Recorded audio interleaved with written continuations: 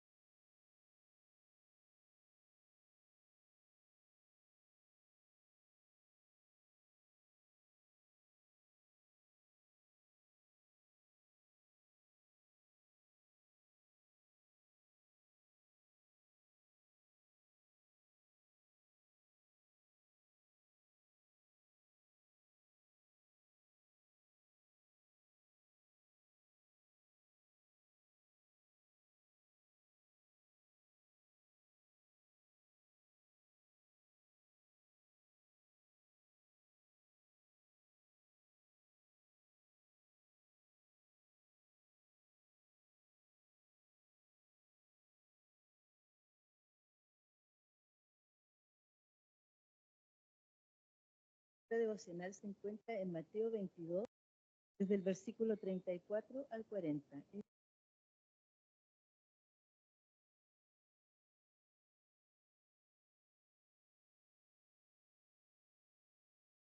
22, desde el versículo 34 al 40.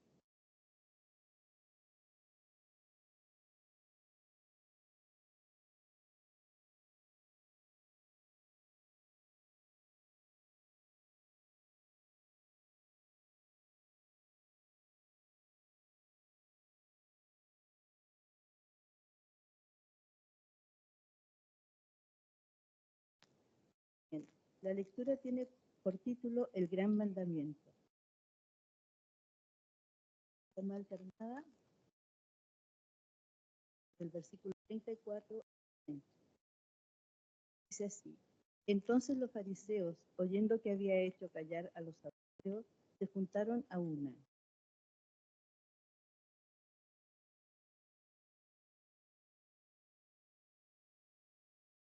¿Cuál es el gran mandamiento en la ley?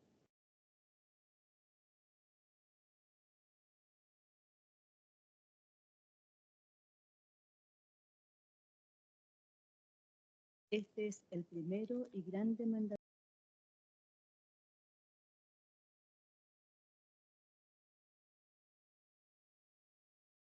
De estos dos mandamientos depende toda la ley y los. Esta palabra sea de gran bendición para nuestra vida.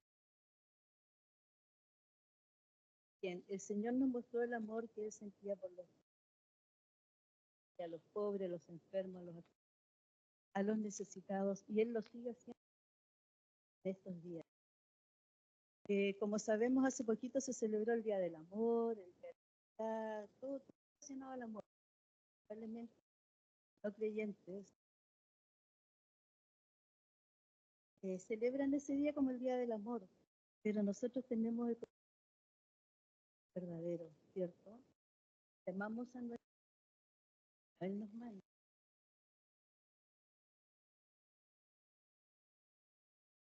No le haremos daño, prójimo, ayudarlo, sobre todo a esa persona que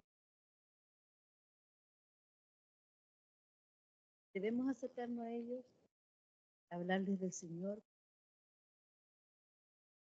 porque el Señor también tiene por nosotros.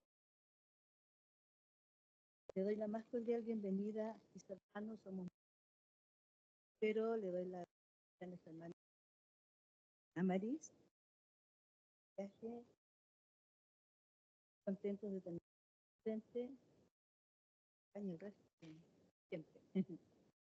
Y aquí el pequeñito, que también el Señor ha bendecido con mucho. ¿Sí? ¿Cierto? Es muy despierto, entonces precisamente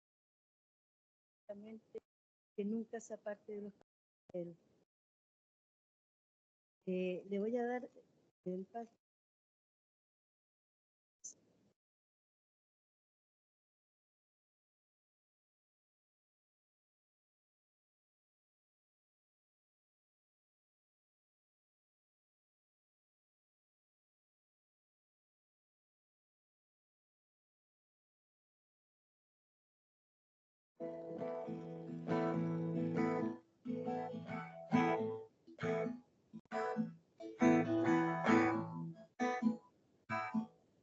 Cantemos a Jesús, cantemos a Jesús, Señor de toda creación, Dios de mi corazón. Cantemos a Jesús, cantemos a Jesús, glorioso más que vencedor, Rey sobre toda nación. Digno del honor, digno del honor, Rey de mi corazón, Rey de mi corazón, digno del honor, digno del honor, Rey de mi corazón, Rey de mi corazón.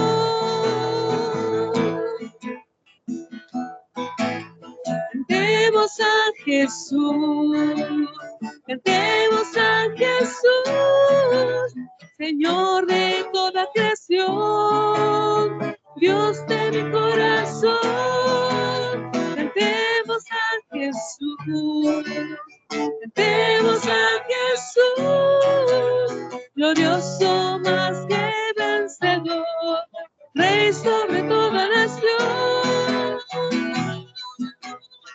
Digno del honor, digno del honor, Rey de mi corazón, Rey de mi corazón, digno del honor, digno del honor, Rey de mi corazón, Rey de mi corazón, tú eres el Rey de mi corazón, tú eres el Rey de mi corazón.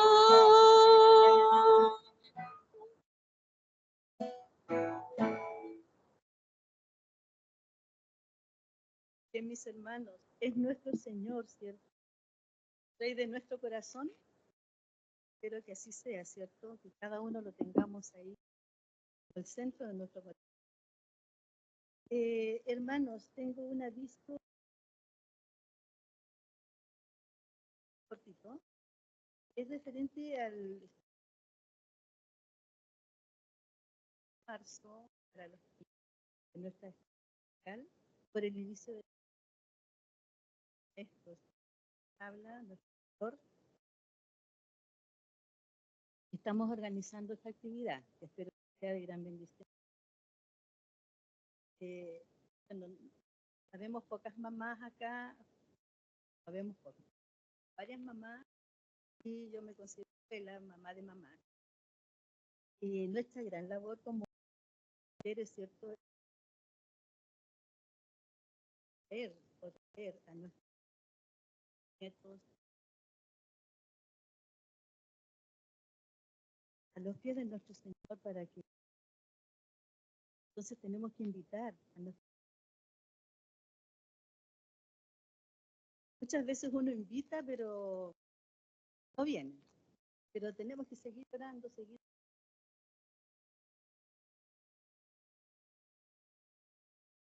de nuestras y que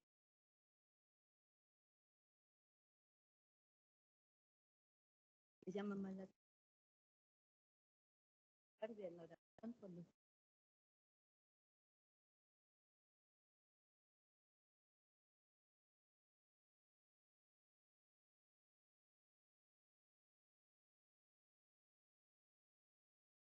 hermanos inasistentes, que estén iniciando las clases y actividades.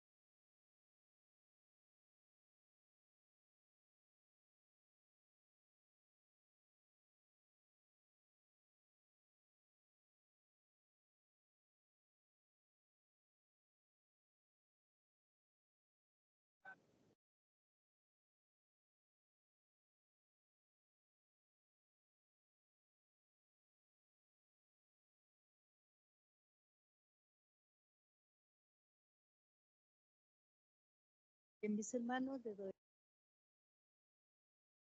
para que los hermanos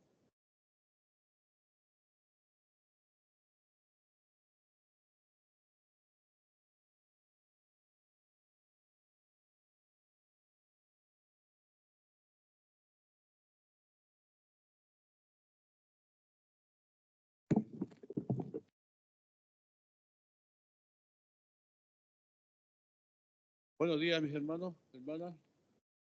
Estamos con el carnaval, parece. Y el calor, dicen, afecta un poco. Bueno, Colosenses, capítulo 3, viendo ahí la historia de la iglesia de Colosas.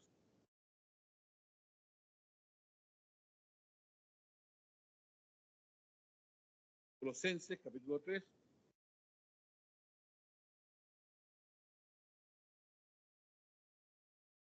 Vamos.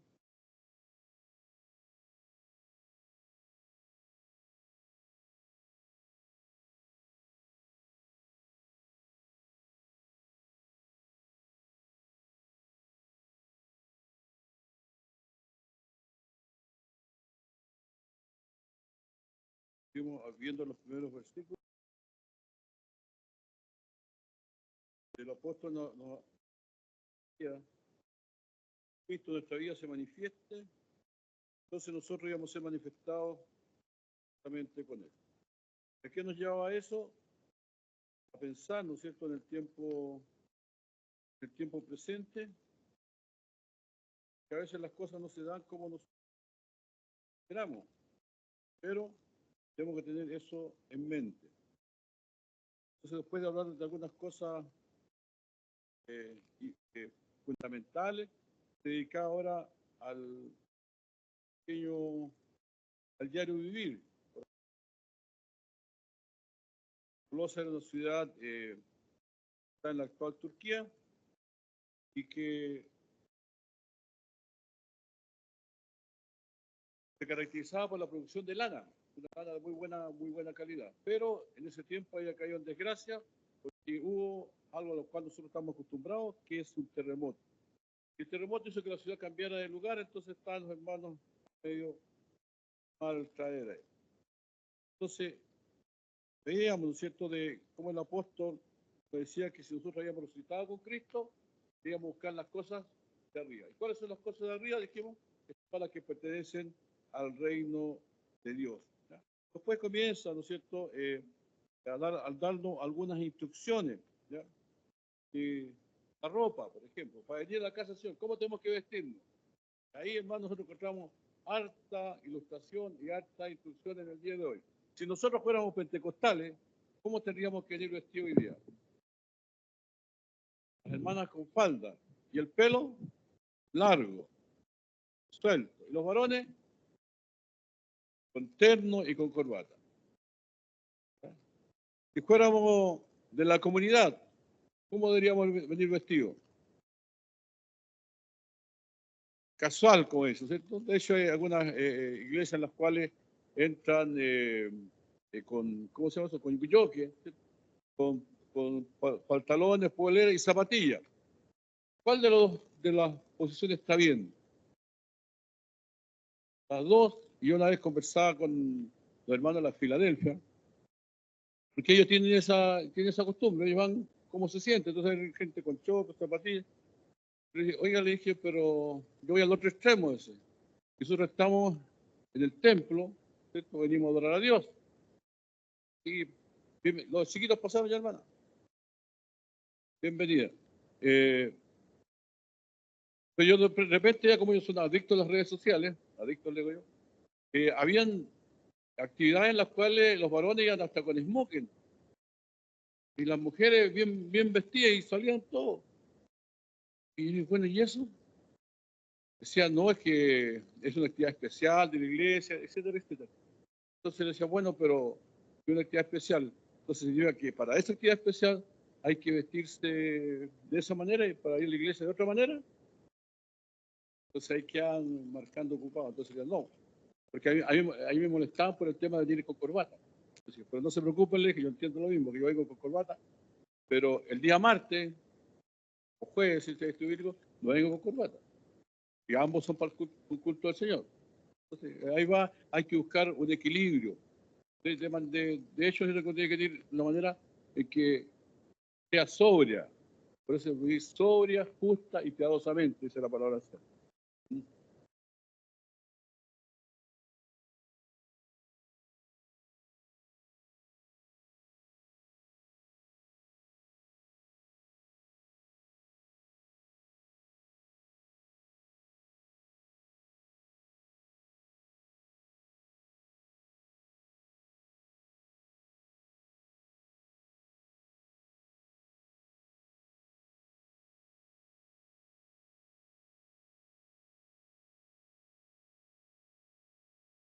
Bienvenido, hermano.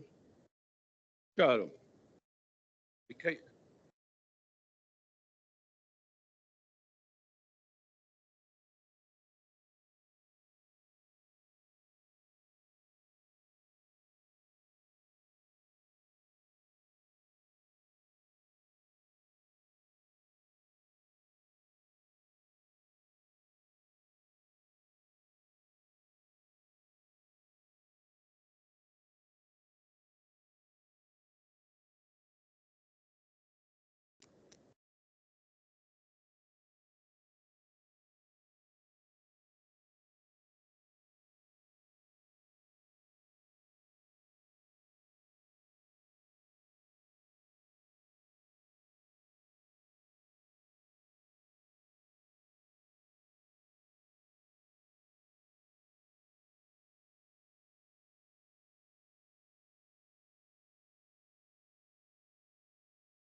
amén. Entonces estamos viendo que son distintas posiciones, ¿cierto? Hay iglesias que tienen distintas formas.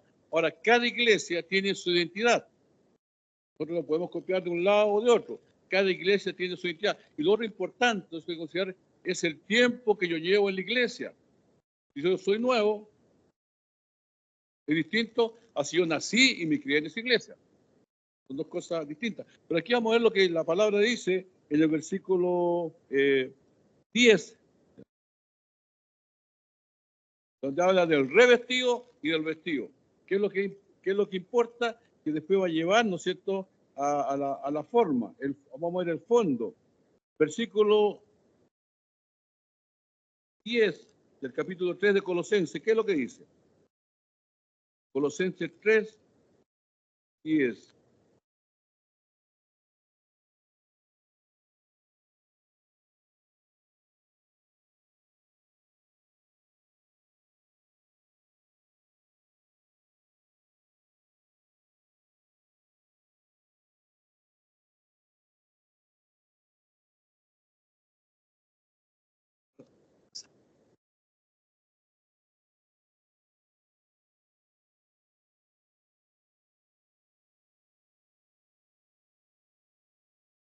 Amén.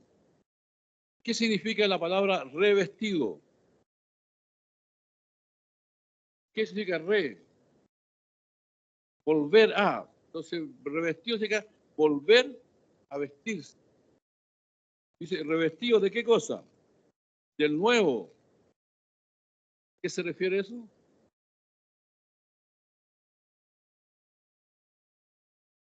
Nuevo hombre.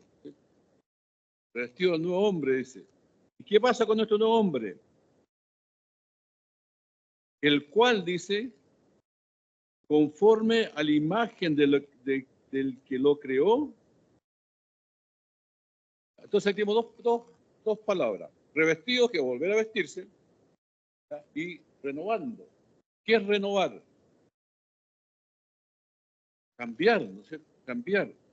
No es parchar. Por eso la moral no funciona, ¿no es cierto?, en términos de cambio.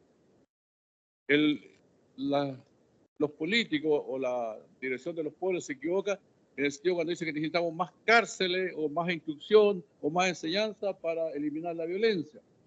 De hecho, por ejemplo, cuando se quiere corregir a los pequeños ahora y el pequeño comienza a quebrar una ventana, por ejemplo, le dice que no hay que dejarlo, que no hay que decirle nada, porque tiene que votar esa frustración. ¿Se imagina usted? Y eso es lo que se aplica. Pero la palabra dice que no es eso, no es que hay que reformar, sino que hay que renovar. Y renovar significa cambiar. ¿Ya? Cambiar, dice. Renovando, dice, hasta el conocimiento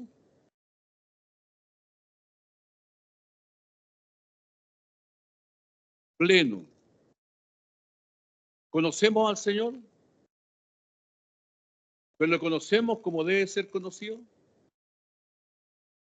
Pablo, siendo apóstol, decía, yo deseo conocerle y seguirle conociendo, porque nunca terminamos de conocer a nuestro Señor. Si ni siquiera nos conocemos, ¿no es cierto?, a nosotros mismos, ¿ya? Mucho menos a nuestro Señor. Entonces, tenemos que estar revestidos, dice, del nuevo, ¿ya? El cual, dice, conforma a la imagen del que lo creó. ¿Quién fue el que nos creó? Nosotros hemos sido creados a imagen y semejanza de Dios. Entonces tenemos que renovando, tener eso en mente. No somos animales, no somos robots tampoco. Hemos sido creados a imagen y semejanza de Dios. ¿No? Por lo tanto, necesitamos ir renovando. Ahora el peligro está, o el detalle está, ¿qué es lo que yo necesito renovar? Yo le puedo decir a usted, hermano, hermana, usted tiene que renovar esto, o sea, tiene que cambiar. Pero quién sabe en realidad lo que cada uno tiene que cambiar. Uno mismo. No sabe y a veces cuesta darnos cuenta que estamos equivocados. Una de las cosas que más nos cuesta es reconocer que nos equivocamos. ¿Ya? Por eso necesitamos renovar, o sea, cambiar esa forma. ¿Por qué? Porque reconocer que estamos equivocados a veces como lleva la connotación de que somos débiles. ¿Cierto? Se equivocó. Y nosotros siempre andamos buscando el detalle. Una persona puede hacer todas las cosas bien, pero se equivocó en una, para toda la vida le recuerda. ¿Quién todavía no se acuerda o se ha olvidado del penal que Caselli erró en el Mundial del 82? ¿Ves que pueden? Se lo sacan en cara. Pero ¿quién se acuerda las otras veces que él no falló? Entonces, nosotros tenemos esa tendencia a buscar siempre el detalle, a buscar siempre aquello que nos falta. Fíjese lo que había en la iglesia en Colosa. La iglesia en Colosa era una iglesia compuesta por mucha gente. ¿Ya? Habían griegos, habían judíos, habían circuncidados y no circuncidados, habían bárbaros, habían escitas, habían siervos, habían libres. O sea, era gente distinta. Era gente tan distinta que en la parte de afuera ellos no se podían ver. Los judíos se consideraban el pueblo escogido de Dios.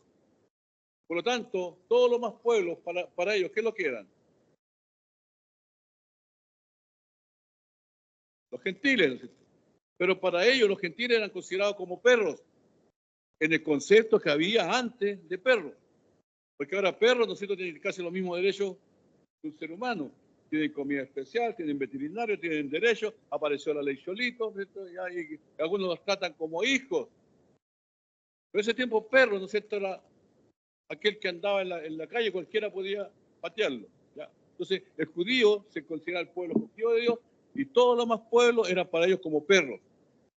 Después dice que había circuncisión y circuncisión, o sea, gente que tenía la señal del judío y gente que no tenía la señal del judío. Pero después dice, bárbaro ni escita. ¿Quién eran los bárbaros? Ahí hay que hacer entrar también, hermano, a otro pueblo que eran los griegos. ¿Qué importancia han tenido los griegos en el desarrollo de la humanidad? Harta, ¿cierto? Harta. ¿Se acuerda usted de Aristóteles, Platón, Séneca? La filosofía griega, hasta el día de hoy, es la que origina el movimiento del ser humano, el pensamiento del ser humano. Todavía estamos regidos por ellos. Entonces estaban los griegos, y los griegos ellos se creían los sabios, los cultos. Y los demás pueblos, ¿qué es lo que eran? Bárbaros. Para el griego, lo que valía la pena era pensar, era hablar. Pero cuando Pablo, ¿no es cierto?, hace una visita por ahí, encuentra un lugar que se llama el Areópago, y ahí la gente conversaba. Pero no conversaban del agua, no conversaban de la comida, no conversaban de las farándulas, no conversaban de las cosas existenciales. ¿Por qué existe el ser humano? ¿Cuál es la razón de existencia del ser humano? ¿Para qué estamos en esta tierra? ¿Qué es el ser humano? ¿Quién soy? ¿Ser o no ser? ¿Me escuchabas esos Cantinflas siempre? ¿Ser o no ser? Esa es la cuestión. Entonces, ellos rebatían muy bien. Entonces, ellos no se preocupaban de cocinar, de trabajar, no se preocupaban de hacer ninguna cosa doméstica. Ellos solamente se dedicaban a pensar. Ellos decían, pienso, luego existo. Los demás, que no estaban considerados como griegos, eran los bárbaros. Hay que los romanos, todos los demás. Entonces, ahí tenemos un grupo. Ahora, dentro de los bárbaros, el grupo más malo, el grupo más desprotegido, el grupo que menos consideración tenía, eran los escitas. Dentro de los bárbaros había distinción, igual que en todo grupo hay distinción. Entonces, ellos estaban ahí, los escitas. Después había siervos, había gente libre. ¿Qué es lo que es un siervo? Un esclavo. Gente que era propiedad de otra persona. ¿Ya? Pero dice la palabra de Dios, ¿no es cierto?, que cuando nosotros vamos renovando el conocimiento comienzan a desaparecer las divisiones. Ya no hay, dice, siervo ni libre. ¿Sabe? Algunos historiadores que mencionaban, dice que los hermanos se juntaban y lo que les extrañaba era precisamente eso, que había un poderoso, un rico, un noble y había también un esclavo y todos juntos compartían. De hecho, Santiago, cuando usted lee la carta de Santiago, se da cuenta que Santiago reprende a los hermanos.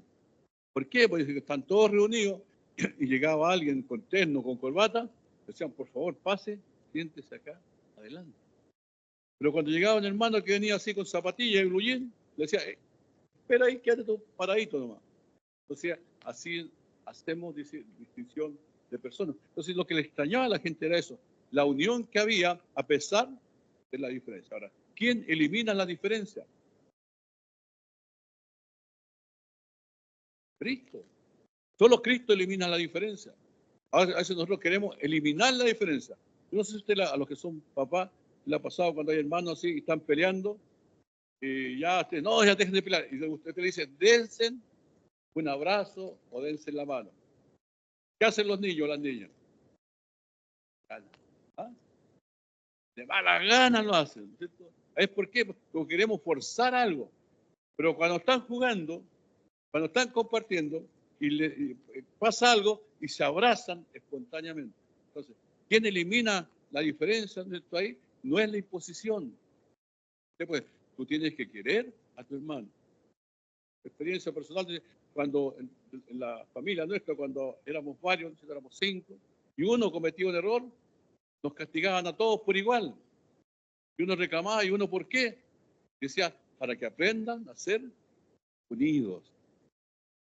No sé si se habrá resultado eso, pero esa era una de las cosas. Entonces, la diferencia, hermano, no se pueden cambiar imponiendo cosas. No se pueden cambiar por la obligación.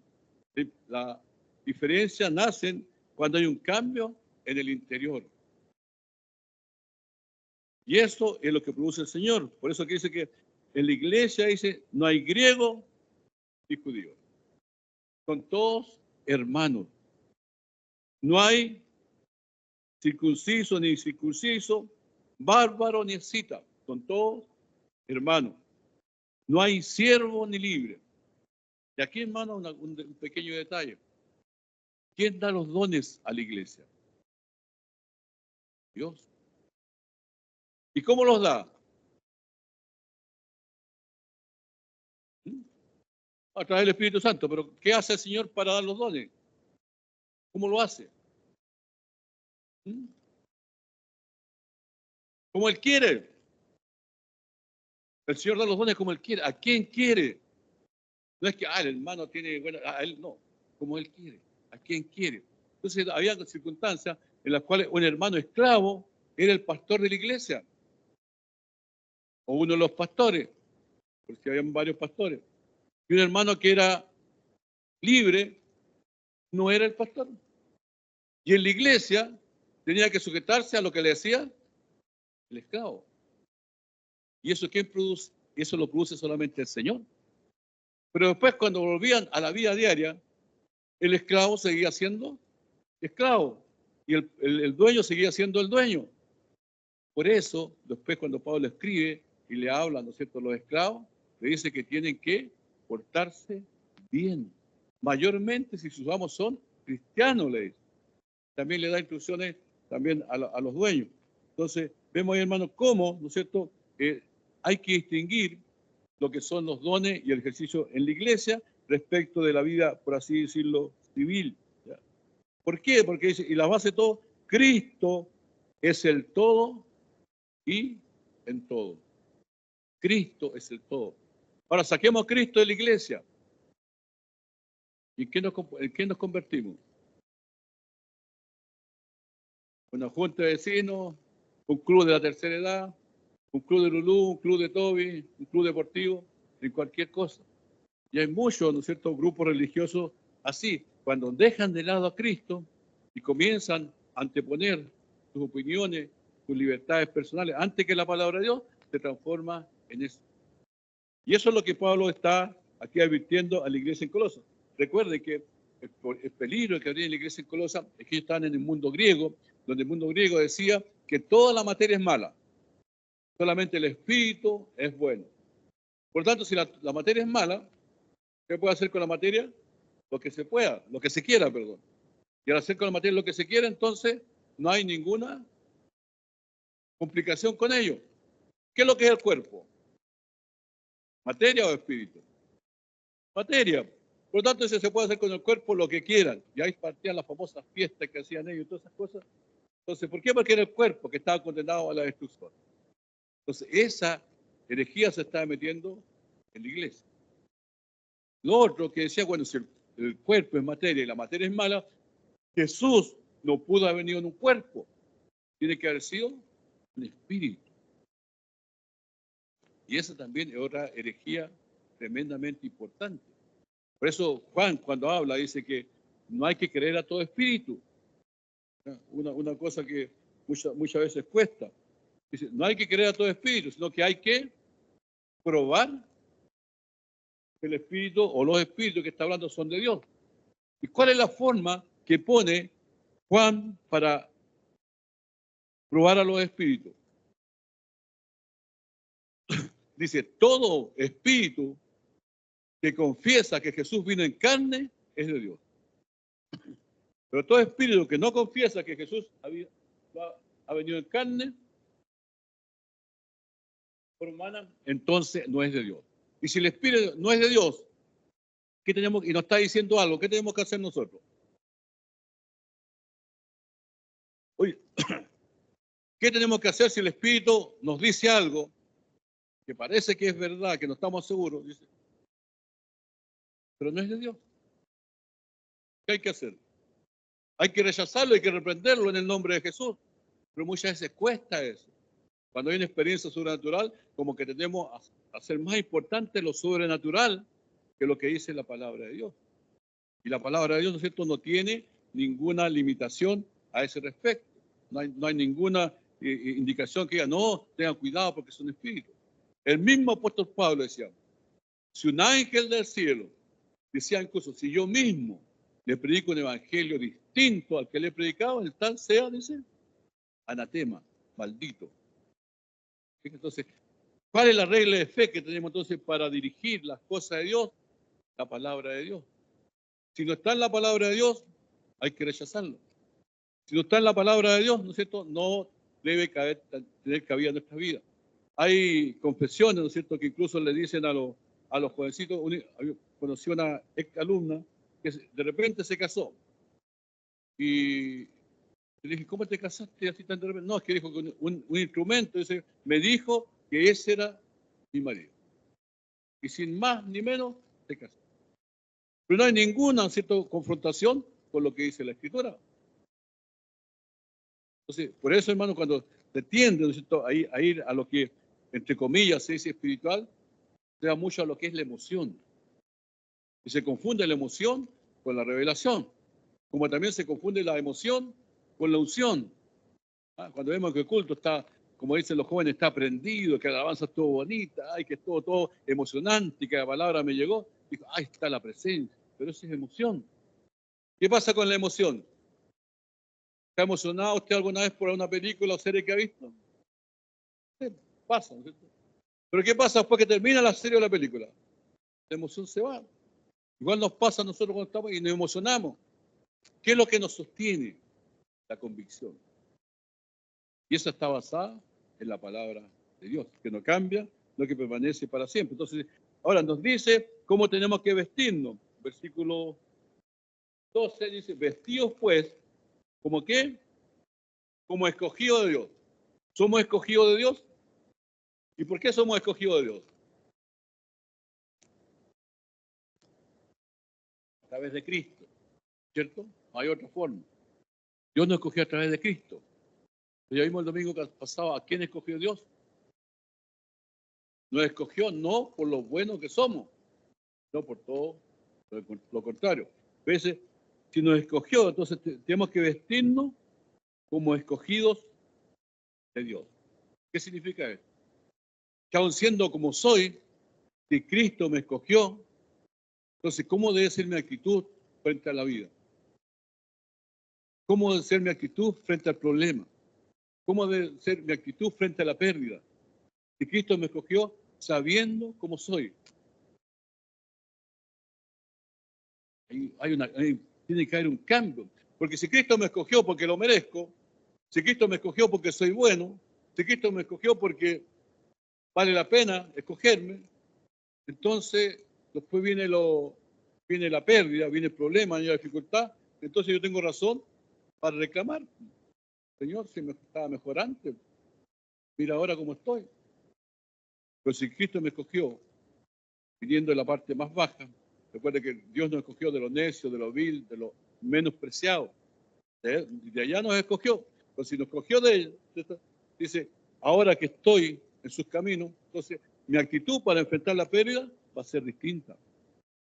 Porque sé de dónde me sacó el Señor. Y sé a dónde iría a parar si el Señor no me hubiera rescatado. ¿Dónde estaríamos? Entonces deben vestirnos, vestirnos, poner la ropa como escogidos de Dios. Después dice santos. Y la palabra santo significa separado, apartado. Dios nos escogió, pero nos separó con un propósito. Nos apartó con nuestro propósito. Nos escogió con una tarea. ¿Ya? Después dice santos y amados. ¿Qué es lo que produce, hermano, la soledad? ¿Qué es lo que produce la depresión? ¿Qué es lo que produce el desengaño? ¿Qué es lo que produce, hermano, el estar o sentirse abandonado?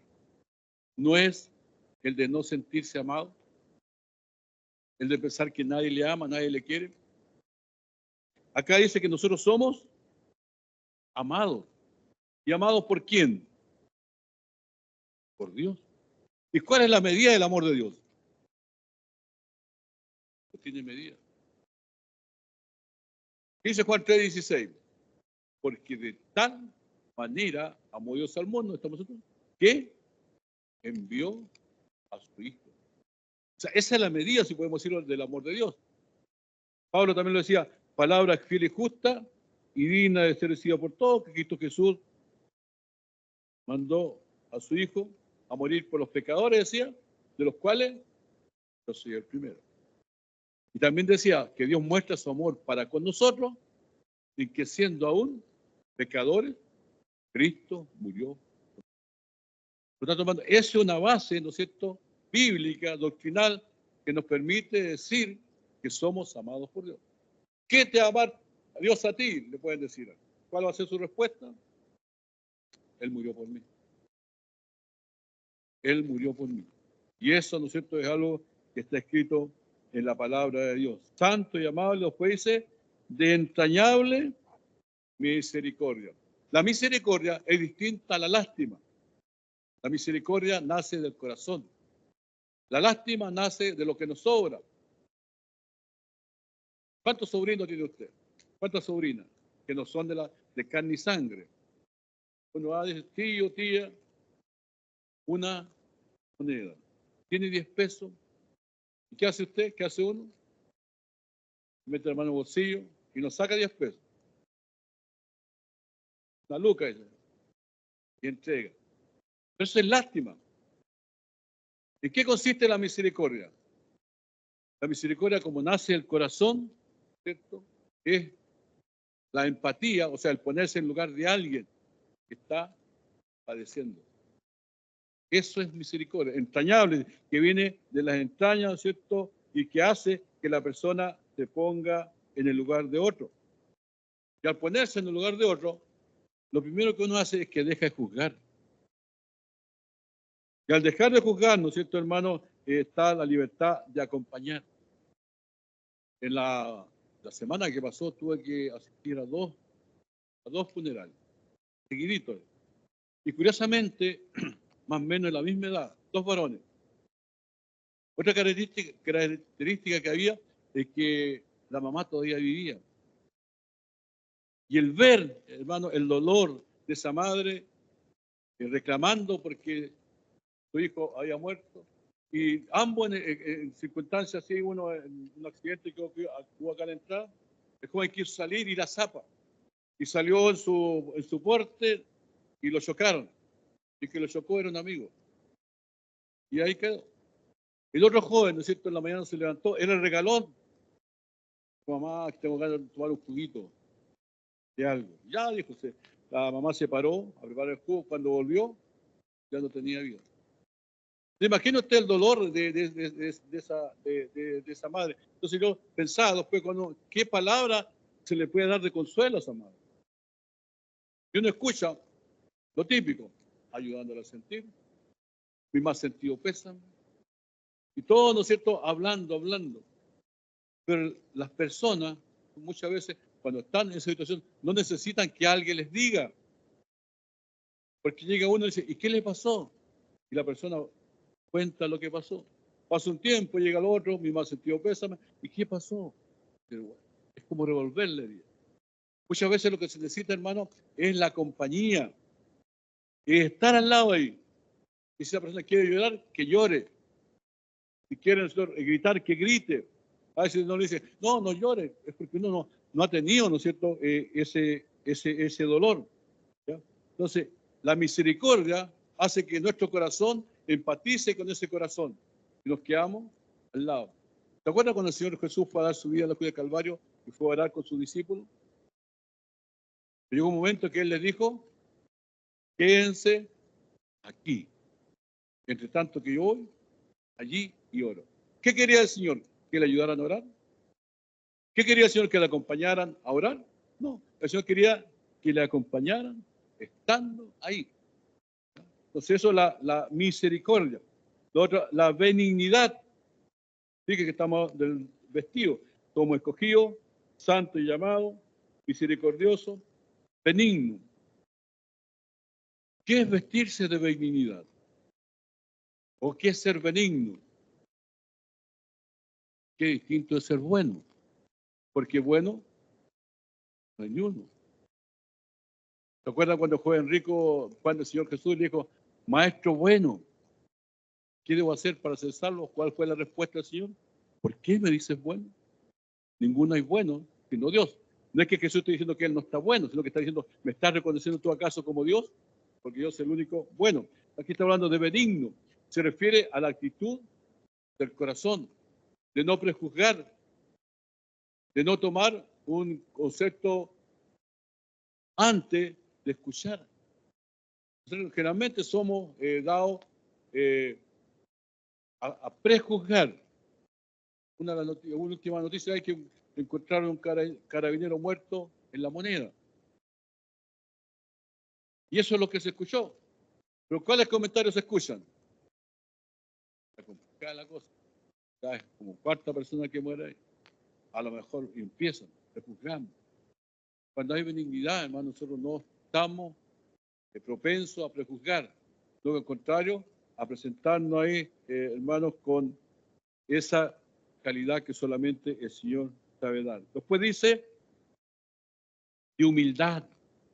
¿Sabe usted que la humildad es una virtud solamente a causa del cristianismo? En los tiempos en que se escribió esto, el ser humilde era sinónimo de ser débil, de ser de lo más bajo. Quizás por ahí todavía viene el concepto que hay hoy en día que dice que ser humilde es la persona que no tiene recursos. En ese tiempo la humildad era una característica que no era bien valorada por la cultura imperante de ese tiempo. Pero acá dice la palabra es que tienen que ser humildes. Y es una de las cosas que llamaba, hermano, la atención a los historiadores y a la gente de ese tiempo. Primero, dice que cuando se reunían al alba, en la madrugada.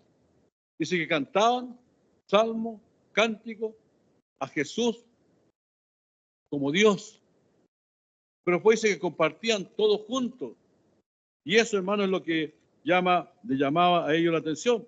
Y eso, entonces, la humildad que está hablando aquí, ¿no es cierto? No es ser servil. No es aguantar todo porque no, es que yo soy muy humilde. Como alguien dijo por ahí, sirvo esto, sí, yo soy humilde, yo como cualquier cosa. Para lo que están ofreciendo es algo bueno. ¿Ya? Lo que, la humildad, ¿no es cierto? Esa actitud del corazón para enfrentar la vida.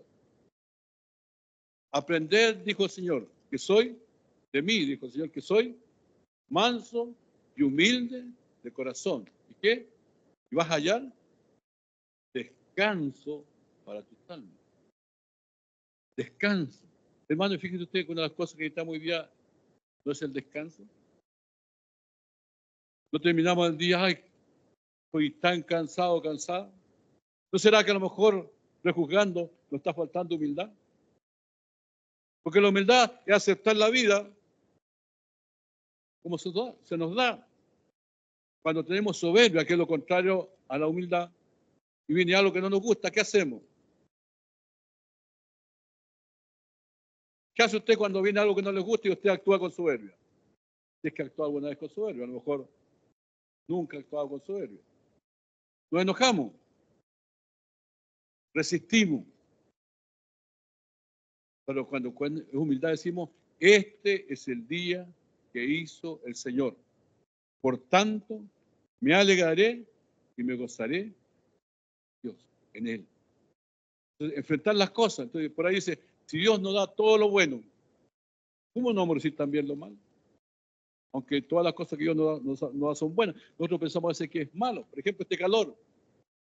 Podemos enfrentarlo con humildad, como estar sudando la gota gorda. O podemos enfrentarlo con soberbia. Si lo enfrentamos con soberbia, ¿qué es lo que hacemos? Hermano José, la última medida, colóquese un aire climatizado acá, pues ya está bueno. Tenemos tantos recursos por ahí escondidos. Pero si lo aceptamos con humildad, hermano, nos damos cuenta que esto es una bendición. Porque al haber más calor acá, pues llevo 20.000 veces, pero no importa. Más agua se evapora en el mar. Y al evaporarse más agua en el mar, más nubes suben al altiplano. Y al haber más nubes allá, más lluvia y agua cae. Y por lo tanto, las cuencas de Ayuta y Azapa, ¿cómo van a estar este año? Llenitas.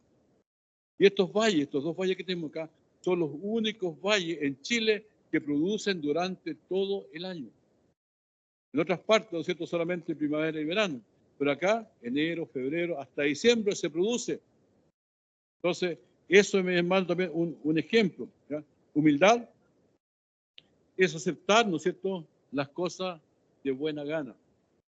No es allá, sí, está bien, no, sino que de buena gana. Después dice, vestir humildad, de mansedumbre y de paciencia. ¿Qué es la mansedumbre? Manso, que no se enoja. Pero no es la mansedumbre, es el manso que nosotros conocemos. El término mansedumbre que se aplica a, más o menos así, en ese tiempo las guerras se peleaban entre personas de pie y otros que estaban a caballo. Y se decía que esos caballos eran mansos. Pero cuando se escuchaba el caballo, cuando escuchaba el sonido de la trompeta que decía a la carga, ese caballo salía adelante y no le importaba quién estaba al frente, no le importaba el peligro, nada, sino que seguía adelante. Ese es un caballo. Entonces, cuando habla de mansedumbre se refiere a eso. Se refiere a que mientras tenemos que estar quietos, estamos quietos. Pero cuando hay que avanzar, hay que avanzar. Pase lo que pase, cueste, que tenemos una orden, ¿no es cierto?, de parte de nuestro Señor. Y lo último dice, ¿no es cierto?, de paciencia, la ciencia de la paz. Hoy día, como andamos todos apurados, ¿no es cierto?, cuesta mucho esto, sobre todo estos días de carnaval. No sé si a usted le ha tocado ir al centro. El viernes de las 5 de la mañana que el centro está cerrado. Los que vimos para allá queremos entrar ahí, en los cuales de Río está cerrado. Hay que dar la vuelta y estacionarse. La última vez me tocó al lado de Santana, y yo trabajo allá en Sotomayor, Paquedano, imagínense. No había otro lugar. Entonces, se necesita, hermano, ¿cierto? Y después caminar al trabajo. Paciencia. Fíjense después en el versículo 15, perdón, 13. Hermano, está escribiendo a una iglesia. Dice, soportando. ¿Qué tengo que soportarlo a usted si usted es tan simpático o simpática? ¿Por qué tengo que soportarlo a usted? Soportando ese, unos a otros. Y después dice, ya, y si alguno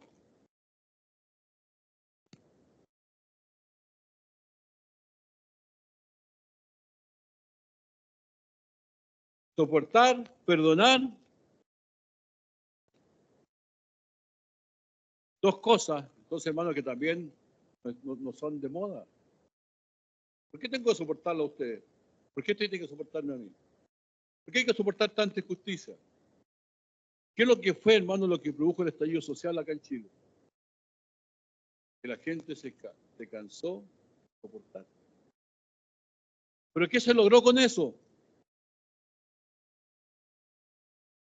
Si somos economistas, ¿cierto?, sumamos y restamos, ¿cuánto fue la destrucción que se hizo y cuánto costó esa destrucción? Y seguimos igual, si no peor, ¿no es cierto? No ha cambiado nada. Que en la iglesia, porque aquí está hablando en iglesia, ¿ya? No está hablando esto en una carta general, es una carta escrita a una iglesia, donde haya pastores, donde haya diáconos, donde haya ministerio, etc. Dice que en la iglesia hay que soportarse. ¿Cuándo no nos soportamos nosotros?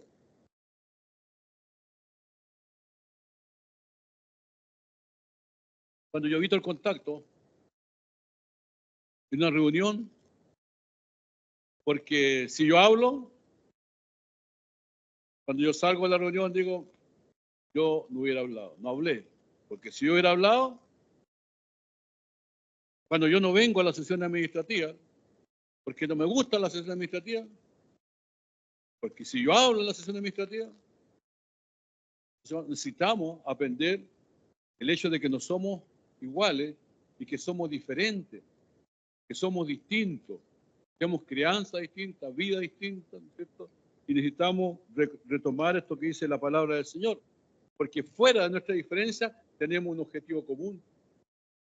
Cristo es nuestro Señor. Por lo tanto, debemos someternos a Él, y Él nos trajo a esta tierra con un propósito. No estamos aquí de paso, no estamos aquí como floreros, no estamos aquí, hermanos, para pasar el tiempo, para entretenernos. Estamos aquí para cumplir una misión. Y se nos colocó con esa misión. Si la cumplimos o no la cumplimos, ¿de quién es la responsabilidad? ¿Pero la va a cumplir o no la va a cumplir? De parte nuestra, ¿no es cierto? Sí, yo creo que sí, hay que cumplirla, pero de parte de Dios. ¿Se acuerdan ustedes de Jonás? Jonás anda a predicarle a esos malditos de Nínive. ¿Qué dijo Jonás? Eso no merece el perdón de Dios, yo soy judío. ¿Y qué hizo Jonás? Se fue para este otro lado. Usted sabe el resto de la historia. ¿Por qué? Porque Dios siempre cumple su palabra, su propósito.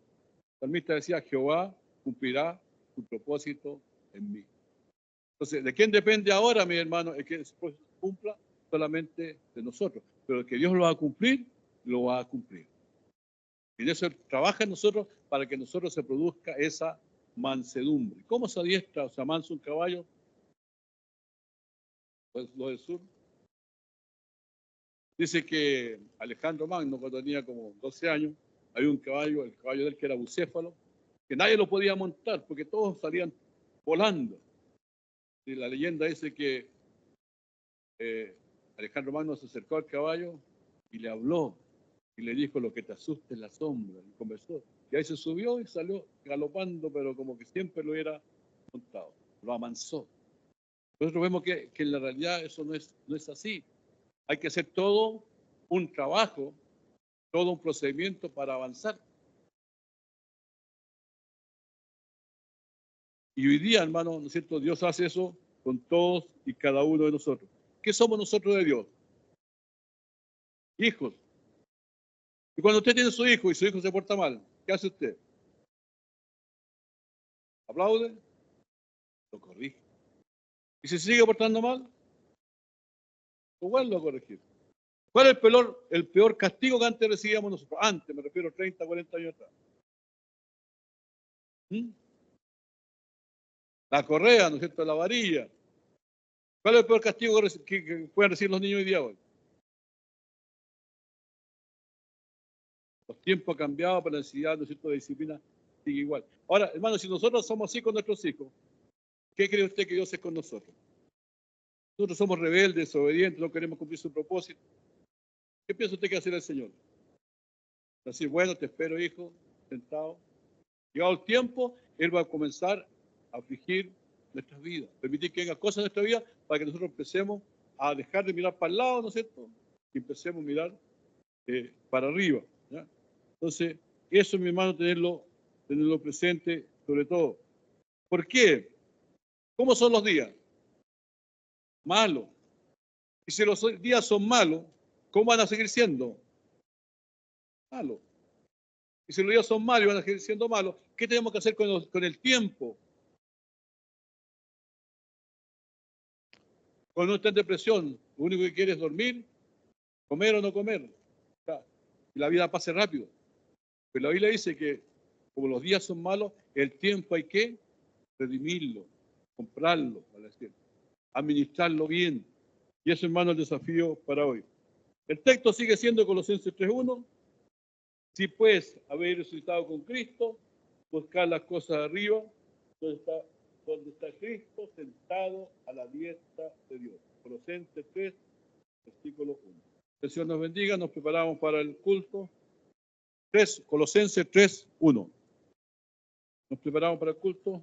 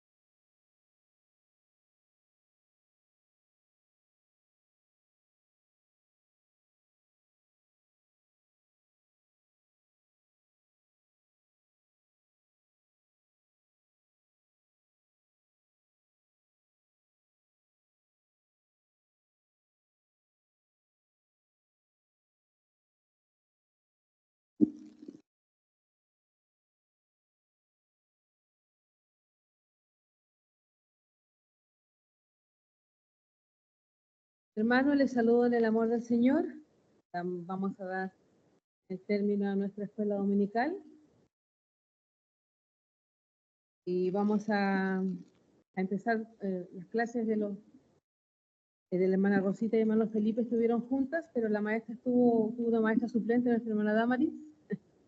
Así que dice, el informe de ellos es maestros 2, alumnos 4, con Biblia 5, perdón, me equivoqué, estoy leyendo otra vez. Maestros 2, alumnos 6, con Biblia 4, no hubieron visitas, un total de 8 y un total de ofrenda de 4.070 pesos.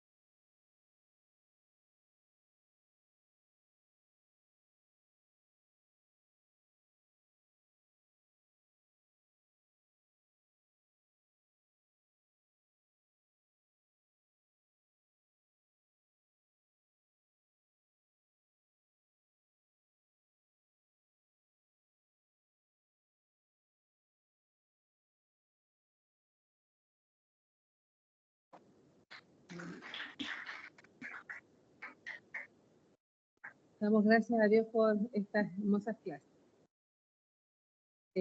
La clase de los adultos. Maestros 1, alumnos 16, con Biblias 17, una visita y en total 18 y una ofrenda de 13.150 pesos. ¿Pastor?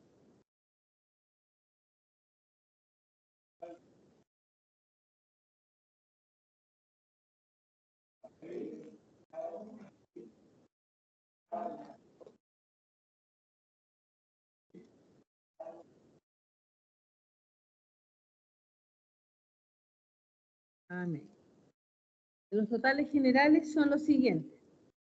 Maestros 3, alumnos 22, con Biblia 21, una visita, que nuestra hermana que está al lado de Connie. Total de asistencia 25 y un total de ofrenda de 18.220 pesos. Que el Señor añada bendición a este informe y a esta escuela dominical. Y en esta oportunidad también tenemos cumpleaños. Uno que correspondía el domingo pasado que no vino y tocaron que son hermanos. Así que a Gabriela y a Benjamín que pasen adelante.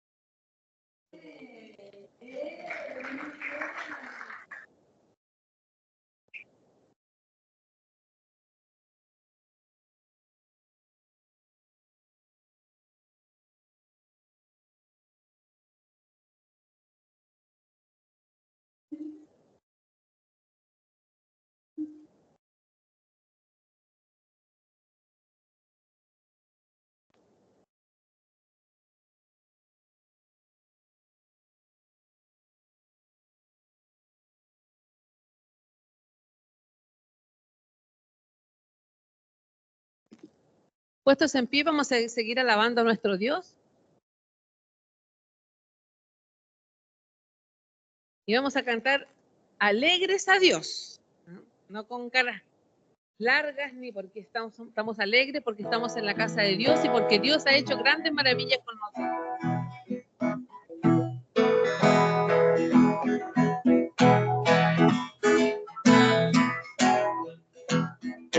Tan alegres a Dios, habitantes de la tierra, glorificad al Creador,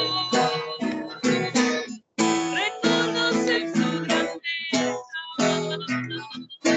con alegría cantar, es tu poder y su gloria. Servirle con regocijo, pues nos ha hecho sus hijos. Te vamos a alabar, Señor, te has vestido de honor y poder. Las naciones tributo darán a tu nombre podrán. Y tu reino la tierra, tu vida, lo declaramos, Señor. Cantad alegres a Dios, habitantes de la tierra, glorificad al Creador, reconoced su grandeza. Con alegría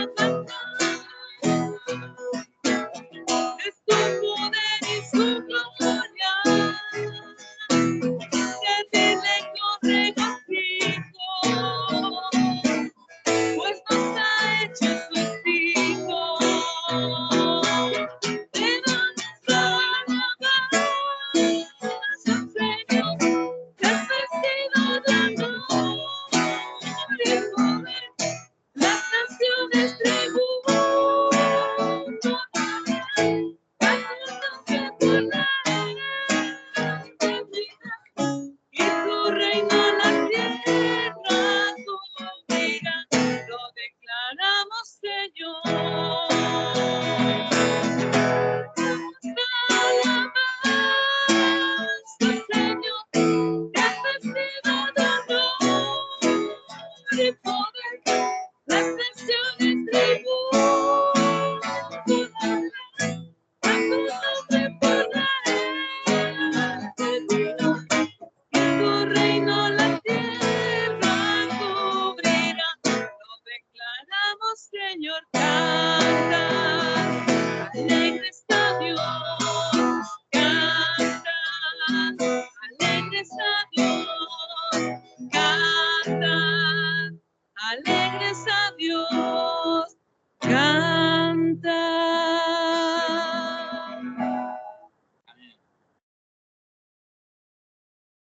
Y sabemos que cantamos alegre a nuestro Dios porque su mano siempre nos ha sostenido y siempre nos va a sostener.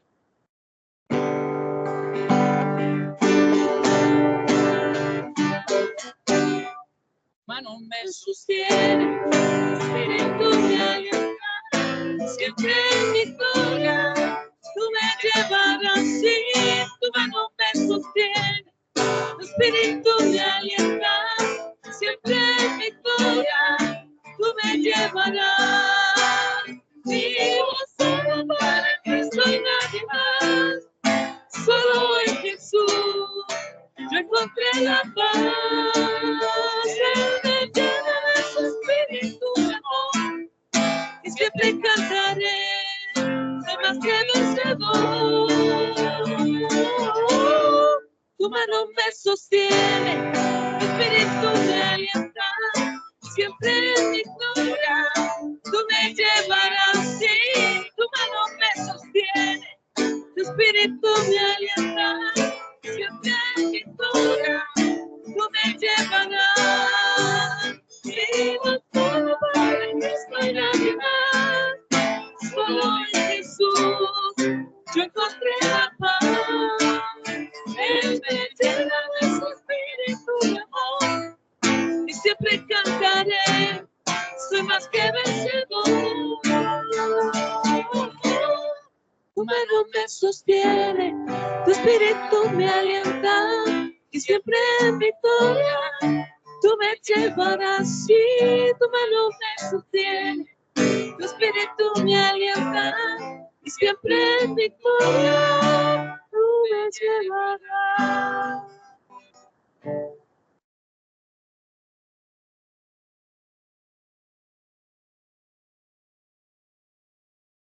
Tenemos un Dios supremo, ¿cierto? Amén. Porque no hay otro como Dios.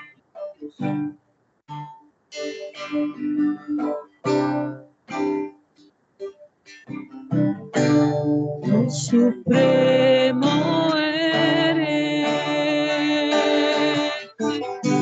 soberano en gloria, eres incomparable, tu hermosura, eres incomparable.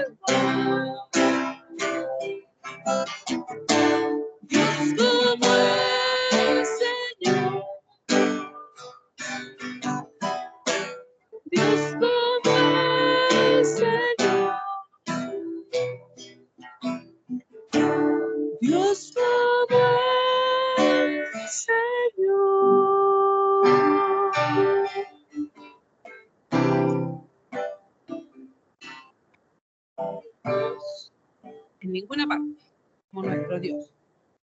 Vamos a pasar un momento de recibir las ofrendas, que es también un momento de adoración, de alabanza a nuestro Dios. Agradecer a nuestro Dios por lo tanto que Él nos da. Quiero cantar una linda canción de aquel que mi vida cambió. Quiero cantar una linda canción de aquel que me transformó. Es mi amigo Jesús, es mi amigo que es fiel. Él es Dios, Él es rey, es amor y es verdad. Solo en Él encontré esa paz que busqué. Solo en Él encontré la felicidad. Quiero cantar una linda canción de aquel que mi vida cambió. Quiero cantar una linda canción de aquel que me transformó. Es mi amigo Jesús, es mi amigo más fiel. Él es Dios, Él es rey, es amor y verdad. Solo en Él encontré esa paz que busqué. Solo en Él encontré la felicidad.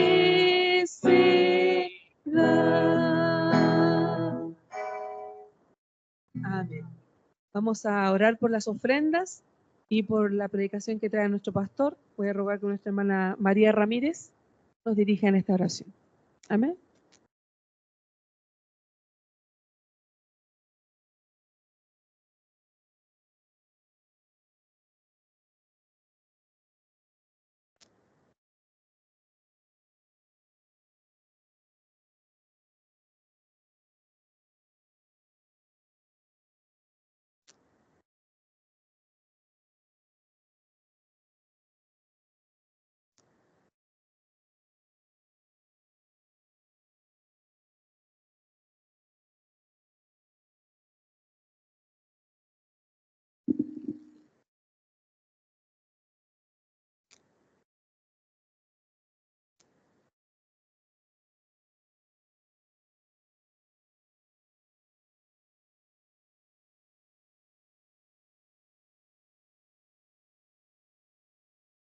Mis hermanos y hermanas, damos gracias al Señor por este tiempo que tenemos por estar en su casa de oración.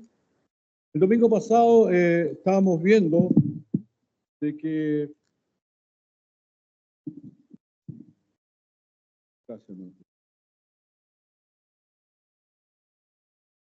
De que Dios escoge a lo insignificante, ¿cierto? Y lo veíamos en el pueblo de Israel.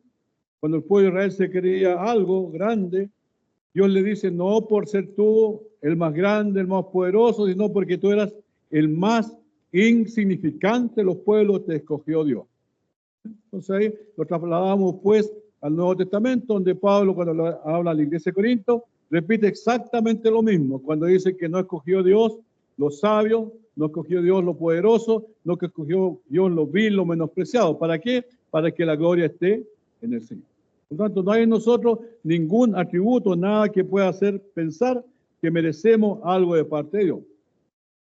Pero no solamente, hermano, la elección proviene de la soberanía de Dios, sino que también el lugar donde se debía adorar a Dios. Estaban ellos insertos en medio de pueblos donde en cada lugar, en un árbol bien bonito, colocaban un ídolo a su Dios. O en una colina, ahí colocaban un templo para su Dios. Pero ellos le dicen, ustedes no van a ser así.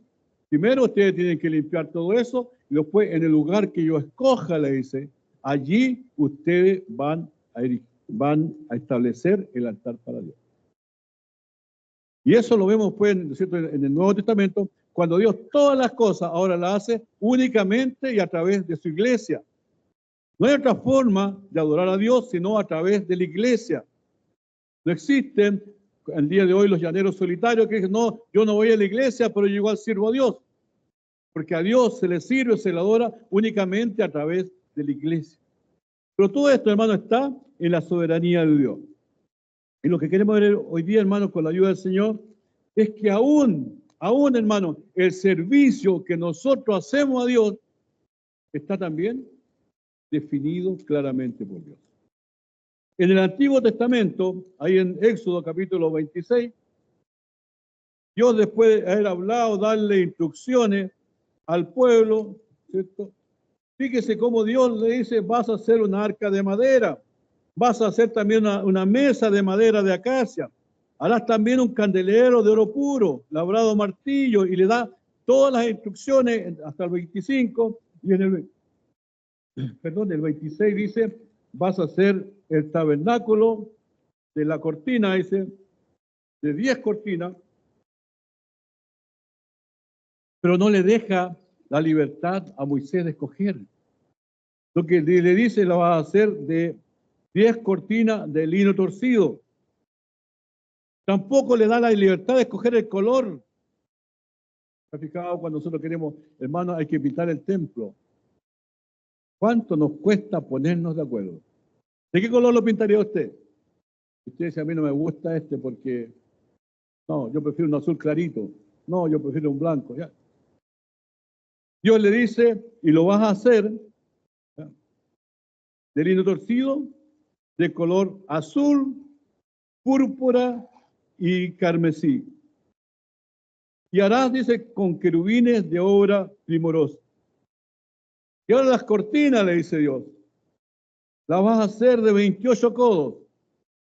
Y así sigue la anchura de la misma cortina de 4 codos. Todas las cortinas tendrán una misma medida.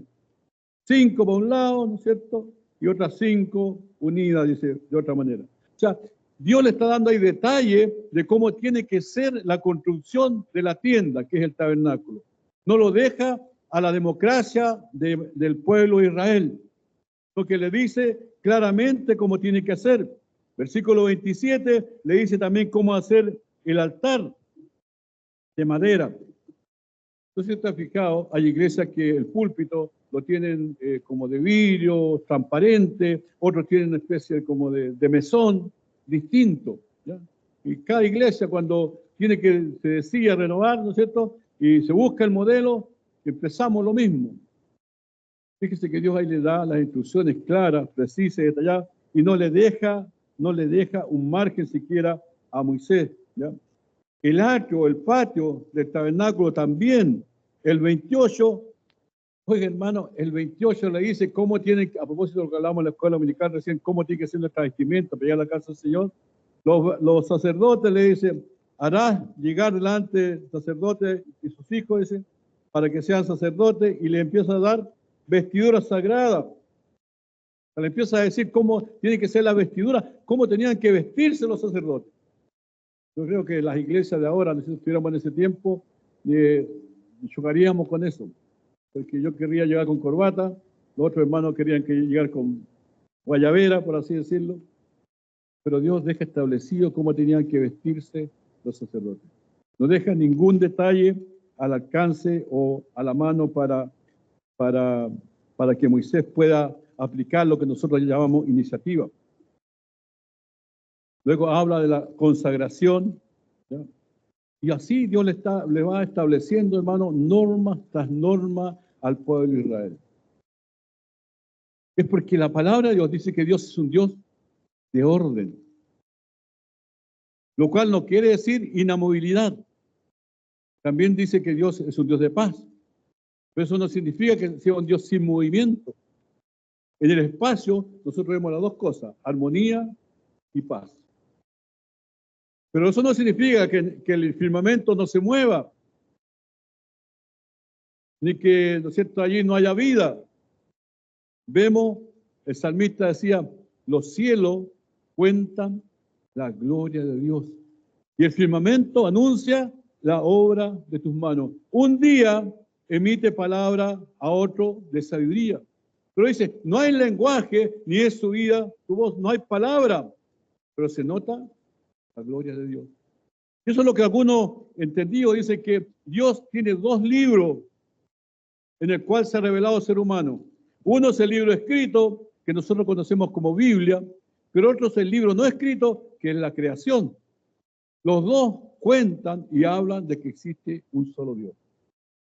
Pero el ser humano, aún teniendo la creación, ha preferido darle la gloria y la honra a las criaturas antes que al Creador. Y ha menospreciado la palabra por consejo y sabiduría humana.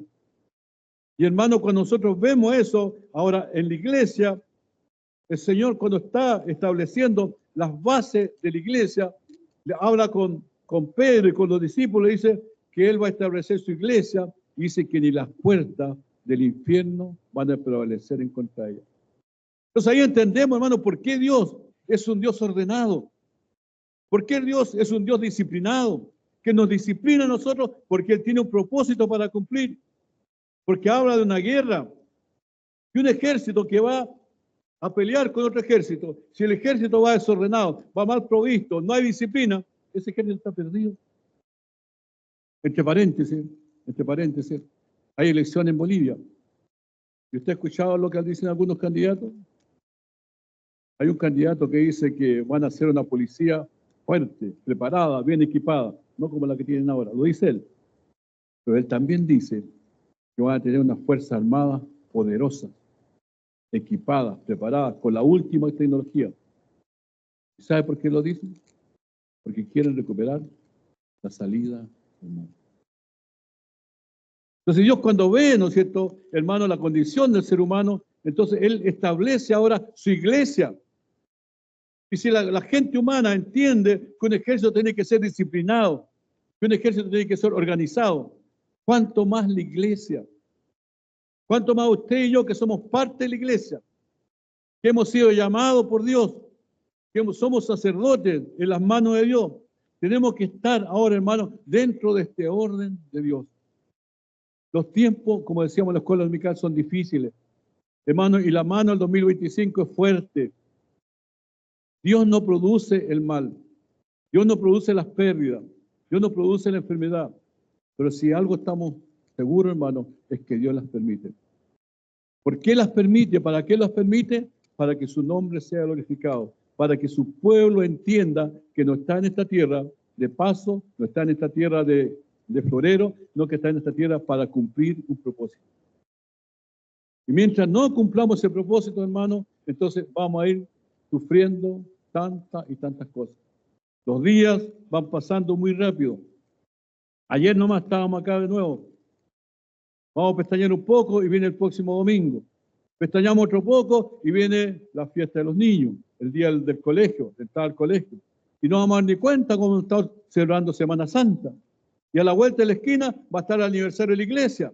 Y después del aniversario de la iglesia viene Fiestas Patrias. Y después de Fiestas Patrias viene fin de año, Navidad y Año Nuevo. Y se nos fue el 2025. El tiempo, hermano, vuela. Por lo tanto, hermano, Dios, sabiendo que todo esto, dice que los días postreros iban a ser acortados por causa suya y por causa mía. Porque no tenemos la capacidad de aguantar toda la presión que traería un día de los antiguos. Por causa de los escogidos, los días serán apartados. Entonces, hermanos, vienen a nuestra vida cosas que a veces escapan del orden de Dios. Vienen a nuestra vida cosas que escapan de la planificación de Dios. Y nosotros las escogemos. Y hay un ejemplo ahí en la palabra del Señor, en 2 de Samuel, cuando ese gran varón llamado David, el rey poderoso que tenían los judíos, su corazón se llenó de soberbia. Él quería saber con cuánta gente contaba. 2 Samuel capítulo 24. y quiso hacer un censo a eso. Y uno de sus generales le dijo, ¿para qué? ¿Para qué va a hacer eso? Y fue tanta la presión de David que fue y se hizo el censo. Dios permitió todo esto. Pero ¿cuáles eran los planes de Dios? No era precisamente eso. Y David dice, ahí en el versículo 10, después que David hubo censado al pueblo, sin que nadie lo obligara, sin que nadie se lo sugiriera, sino que fue su propia iniciativa, le pesó en su corazón y dijo a David, a Jehová, yo he pecado gravemente por haber hecho esto, mas ahora, Jehová, te ruego que quites el pecado de tu siervo, porque yo he hecho muy neciamente. ¿Te fijas algo que pasa en la vida? Que escogió David, pero que trae consecuencias. Dios tenía un propósito, un plan para el pueblo de Israel. Entonces Dios, cuando ve que pasa esto, manda al vidente, a un profeta Gad, y le dice, escoge 7 años de hambre, 3 meses de arrancar de tus enemigos, o 3 días con peste en la tierra. Aún en esto, vemos, hermano, la misericordia y la gracia de Dios. Le da a escoger. En el versículo 13 le dice, ¿quieres que te vengan 7 años de hambre en tu tierra? ¿O que huyas 3 meses delante de tus enemigos y que ellos te persigan? ¿O que 3 días haya peste en tu tierra? Bueno, a veces nos enfrentamos a eso, que estamos sufriendo consecuencias de acciones que no las dispuso Dios, sino que nosotros mismos las escogemos. Y aquí vemos cómo David responde. David, que conocía a Dios, dijo, en muy grande angustia estoy. Caigamos ahora en manos de Jehová, porque sus misericordias son muchas, mas no caiga yo en manos de hombre. Dios conociendo a David, y David conociendo la misericordia de Dios, dice, Señor, prefiero caer en tus manos. Prefiero recibir de tu parte el castigo, porque sus misericordias son muchas. Bueno, cuando la vida nos enfrenta entonces a pérdida, escojamos siempre, hermano, estar en la presencia del Señor. Escojamos siempre venir a la casa del Señor. Escojamos siempre leer la palabra de Dios. Escojamos siempre orar al Señor. Escojamos siempre, hermano, seguir en los caminos del Señor. Pase lo que pase y cueste lo que cueste. Recuerden que eso es la traducción correcta de lo que es la mansedumbre. Mansedumbre, ¿no es cierto?, para enfrentar las cosas malas, para enfrentar las consecuencias de nuestras propias y malas decisiones. En manos de Jehová, en manos de Jehová. Lo decía el salmista, aunque ande en valle de sombra de muerte, no temeré mal alguno, porque tú estarás conmigo. Entonces, hermanos, ¿a qué nos lleva esto? Que Dios ordenadamente nos dispone un plan para nuestra vida. Ordenadamente nos pone las cosas que deben acontecer. Pero muchas veces nosotros voluntariamente escogemos algo según nuestra propia iniciativa. Y eso está en el corazón del ser humano desde que el ser humano es ser humano. Cuando Dios dice a Adán y a Eva, de todos los árboles, ¿cuántos árboles habrían? 100, 200. De los 200 árboles que hay aquí en el huerto vas a poder comer chirimoya, mango, durazno, de todo. Pero del árbol de la ciencia del bien y el mal no comerás, porque el día que comas vas a morir. Y vio que el árbol era agradable. Y sintió ganas de comer y tomó, cogió y comió. Y ahí viene, en adelante, solamente una sola exigencia, de ese solo árbol no puedes comer. Y ahí por la vida hemos seguido hasta el día de hoy. Se nos pone un camino ordenado, cuando nosotros escogemos cosas que, según nuestra opinión o parecer, son las correctas. Y las consecuencias, hermanos, las seguimos sufriendo. Entonces, cuando vengan las consecuencias, seamos como David. Señor, en tu presencia, pase lo que pase, cueste lo que cueste, siempre es mejor estar en las manos de Dios. ¿Cómo llama a Dios nuestra atención? ¿Cómo llama a Dios a nuestro corazón?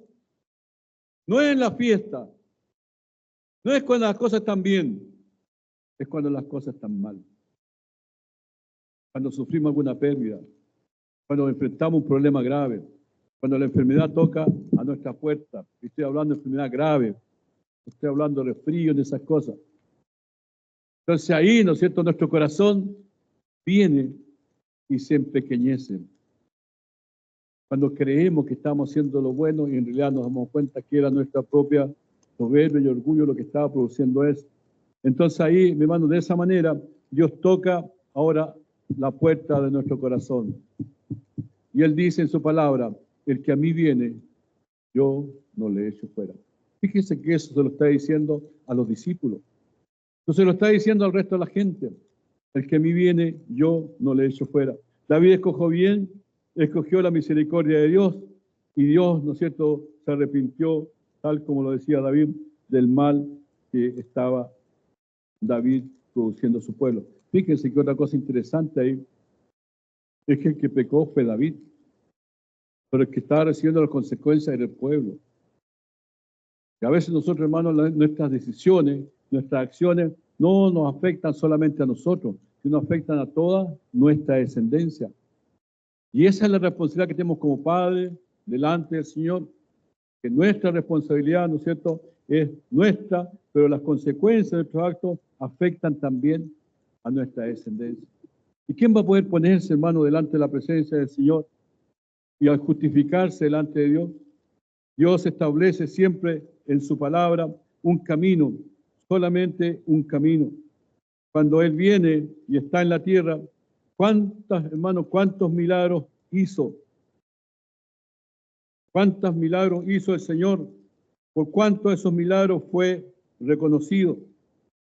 Por eso el apóstol Pablo, hablando desde Roma, así que hermano dice, os ruego por la misericordia de Dios que presentéis vuestros cuerpos en sacrificio vivo, santo, agradable a Dios, que es vuestro culto racional.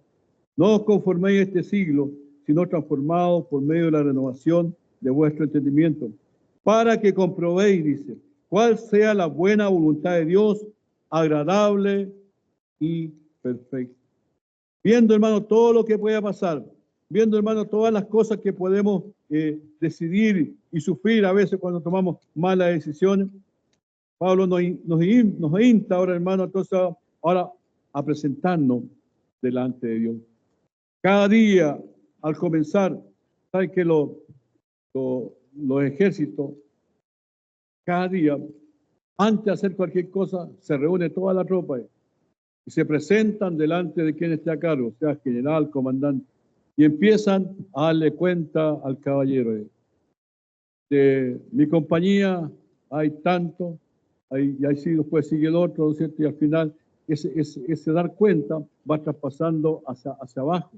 Y al final queda, ¿no es cierto?, aquel cabo que tiene 10 personas y le da cuenta a su teniente y le dice, mi teniente dice, somos 10, hay 3 en enfermería, 2 que están de guardia, hay uno que se perdió. Da cuenta. Se presenta. Y esa es la idea que está transmitiendo aquí el apóstol, hermano, que por la misericordia de Dios, nosotros nos presentamos ahora a Dios. Pero no, hermano, con esa actitud de suficiencia, para decir, soy más que bendecido, soy más que vencedor, sino para decir, como decía Isaías, heme aquí, Señor, heme aquí, Señor, aquí estoy. Como decía Pablo, Señor, ¿quién eres tú? Y después dice, Señor, ¿qué quieres que haga? Por la misericordia de Dios que presente vuestros cuerpos en sacrificio vivo, sea una actitud de vida, una actitud, hermano, de servicio, una actitud en la cual nos permite demostrar que estamos separados y que buscamos agradar a Dios. Que buscamos, hermano, que la voluntad de Dios sea en nuestra vida cumplida. Piense usted, Moisés recibió la instrucción para hacer el tabernáculo, las cortinas de lino. Y Moisés dice, ¿sabe qué, Señor? El lino está muy caro. Mejor la vamos a hacer de lana. Hubo ese lapso de discusión entre Dios y Moisés. Se escucha ahí que Moisés se pone delante de Dios, Señor, ¿y para qué vamos a hacer una tienda acá en el desierto? Nada. Él cumple cabalmente todo lo que Dios le pide. No le falta, como decimos nosotros, ni una jota ni una tilde. Es el obediente hasta el más mínimo detalle. Si él no hubiera cumplido, yo tengo que enfrentar a la mano de Dios. Más adelante, Dios establece ahí cómo es el incienso, lo que tenía que presentar ellos, cómo tenía que hacerse ese farolito, ese fuego que tenían que hacer. Establecía que se tenía que hacer de este material más de este otro y tenían que combinarlo de esta manera. Vieron 2 hijos de Aarón, que también eran sacerdotes, que también ministraban delante de Dios, que también eran apartados. Pero ellos dijeron, ¿para qué tanto? Mejor hagámoslo esto. Y olvidaron, dejaron de lado la instrucción de Dios. Y dice la Biblia que ofrecieron fuego extraño delante de Dios. Y Dios los echó. Para que nos demos cuenta, hermano, lo importante que es la voluntad de Dios. Para que nos demos cuenta, hermano, de lo tajante que es la voluntad de Dios. Por eso el salmista decía, el hacer tu voluntad, Dios mío, me ha agradado. Y cuando vemos el ejemplo máximo de lo que es la obediencia, Jesucristo dijo, no he venido a hacer mi voluntad, sino la voluntad de mi Padre que está en los cielos. Todo lo que el Padre hace, yo lo hago. Y por eso, ¿no es cierto?, el Señor nos muestra también cómo en la obediencia está, como dicen los hermanos pentecostales, la ganancia. Estos días, hermanos, que hay tanta libertad, que hay tanto compromiso, hermano, para hacer, hágalo como quiera, como siente en su corazón. Es importante recordar, hermano, que nada reemplaza la voluntad de Dios. Nada reemplaza los designios de Dios. Nosotros siempre lo decimos, ¿cierto? Para ser salvo, solo Cristo es salvo. Pero pareciera que queda ahí nomás. Pero no, toda la obra de Dios está diseñada según su voluntad. Toda la obra de Dios está prefijada según su voluntad. Él, cuando va a hacer la obra en el tabernáculo, dice, yo he ungido a 2. Y nombra a 2, a Oliel, y no sé cómo, no me acuerdo el nombre del otro, y le da la facilidad de tallar, etcétera, de ser los artífices. Hasta ese extremo. Lo que hace el pueblo sí es llevar la ofrenda al pueblo, pero el Dios escoge, como dice su palabra, el querer como el hacer. Y hoy día también. Dice la Biblia que Él constituyó a unos apóstoles, profetas, pastores y maestros. ¿Para qué dice? Para perfeccionar a los santos en la obra del ministerio. Ministerio significa trabajo. Ministerio significa servicio. No es que yo tenga que tener un cargo para servir. No es que yo tenga que tener un nombramiento para servir. Hay una ilustración por ahí, dice que un pastor llegó un hermano a su iglesia y él quería ayudar en las cosas de la iglesia, en la parte doméstica, como decimos. Y se ofreció, y el pastor le preguntó, ¿y usted hace eso en la casa? No, pero aquí en la obra del Señor sí lo voy a hacer. No, hágalo primero en la casa, donde nadie lo vea. Después viene y habla conmigo. Y así insistía el hombre que quería hacer algo. Hasta que un día le dijo, ¿sabe qué? Mira, allá, ahí tiene un estacionamiento. Hay un montón de bolones de piedra que tapan la entrada. Si usted quiere servir, vaya y saque esos bolones, los traslada a un lado que no moleste. El hombre dice que primero se sintió, pero una cosa que se iba a hacer el día de semana, nadie lo iba a ver y no tenía seguramente ninguna importancia y nadie iba a decir, oh, mira lo que hizo el hermano. No se notaba. Pero él entendió que el servicio no es, hermano, en base a un nombramiento, a un cargo, sino que es una actitud que tiene que tener el cristiano en su corazón. Y así, entonces dice que un día de la semana llegó, después de su trabajo, se puso ropa de trabajo, una carretilla, empezó a trasladar los bolones de un lado a otro. Nadie le agradeció, nadie se fijó, pero entendió que el servicio a Dios es así. Es servir al Señor, que el Señor lo vea. Que el Señor lo vea porque Él es lo que considera en nuestra bitácora espiritual. Y así, hermano, nosotros también, pues a veces nos quejamos de que hay por ahí, mira, dejaron un vaso de agua y no lo recogieron. Hermano, en vez de hacer ese comentario, pesquemos el vasito y lo llevamos al basurero. Seamos, como dicen por ahí, proactivos y ayudemos en todo orden de cosas. Y eso, hermano, ayudar en todo sentido, no solamente acá, en la casa, en el trabajo, en todo lugar. Vamos, si tenemos esa actitud, vamos a mostrar, hermano, lo que verdaderamente Dios quiere de nosotros, que seamos ejemplos de servicio, que seamos ejemplos de hijos que agradan al Señor. Hermano, inclinemos nuestro rostro, vamos a orar. Padre, en el nombre de Jesús, nos presentamos, Señor, en tu palabra. Tu palabra nos enseña, Señor, que tú eres un Dios ordenado, que tú eres un Dios disciplinado, que eres un Dios que planifica, Señor. Tú eres un Dios, Padre amado, que diseña y tiene todas las cosas ya contempladas de antemano. Señor, nosotros somos llevados a nuestra idea, somos llevados según nuestra iniciativa. Hoy entendemos, Señor, que tenemos que seguir tu ejemplo, como lo hizo nuestro Señor Jesucristo. Ayúdanos en esta semana, Padre amado, que comienza, para que en todas las cosas nos presentemos delante de ti. Como los militares se presentan de su superior, así nosotros nos presentemos ante ti. Y al terminar nuestra jornada también, Señor, nos presentemos delante de ti para decir, Señor, misión cumplida o me equivoqué en esto y estar en definitiva, Señor, siempre a cuenta contigo. Bendice cada hogar aquí representado, Señor. Bendice cada hogar de aquellos que están escuchando o van a escuchar este mensaje, Padre amado. Que tu nombre sea glorificado. Te damos todo honor, Señor, toda honra, toda gloria y toda alabanza a ti. Bendice a mis hermanos que queriendo estar acá no han podido estar. A mis hermanos que se han retirado también bendígalos grandemente, Señor. Oramos con acción de gracia en el nombre de Jesús, para quienes toda honra, toda gloria y toda alabanza. Amén y amén. Amén. Amén, mis hermanos, que el Señor los bendiga.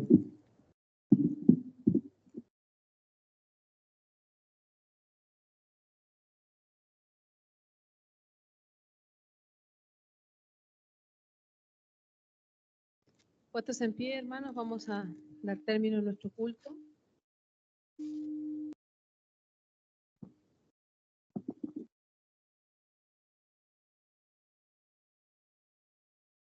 Vamos a terminar alabando a nuestro Dios.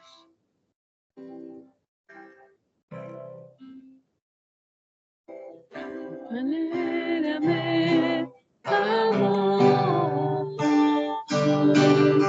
de su vida no escatimó.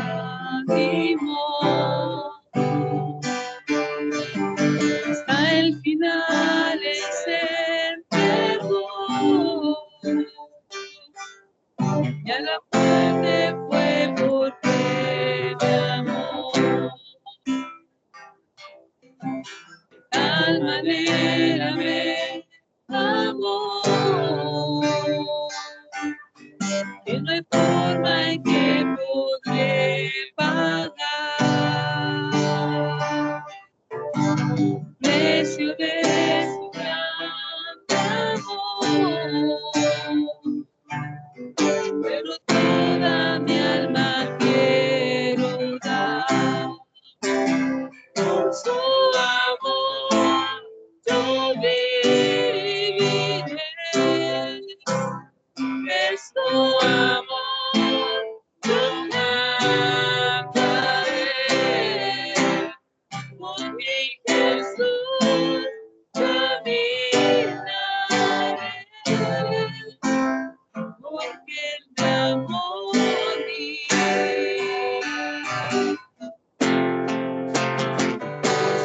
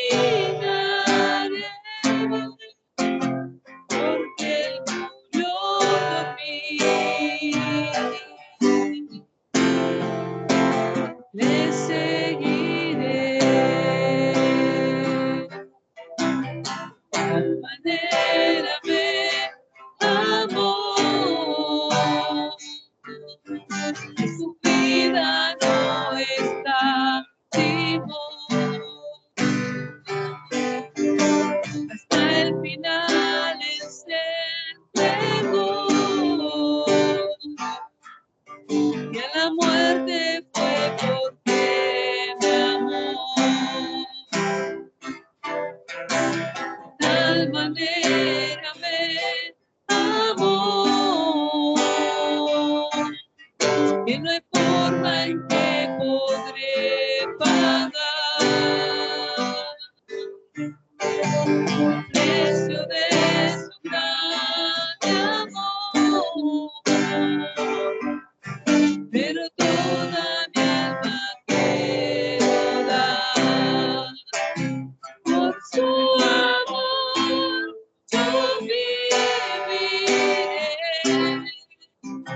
de su amor yo cantaré. Con mi Jesús caminaré, porque Él me amó a mí.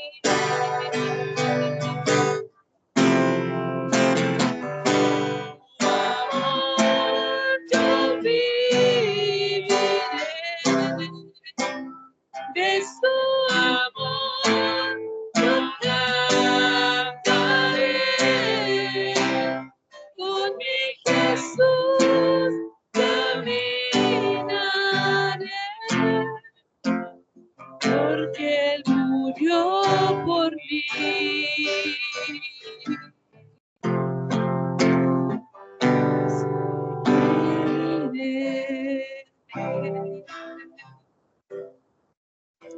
Amén. El Señor les bendiga. Vamos a orar. Vamos a terminar nuestro culto con una oración. Voy a rogar que mi hermana Ariela nos despida en esta oración.